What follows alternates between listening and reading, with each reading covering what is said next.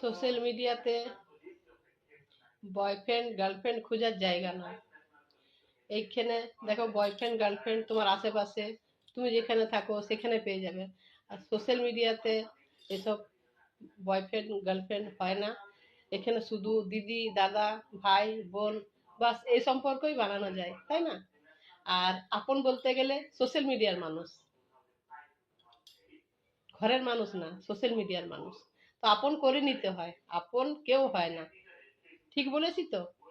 Good morning, কেমন আছো তোমরা? তো এখন খুব ভালো আমি। অনেকে জিজ্ঞেস করছো দিদি হসপিটালে আছো না বাড়িতে আছো?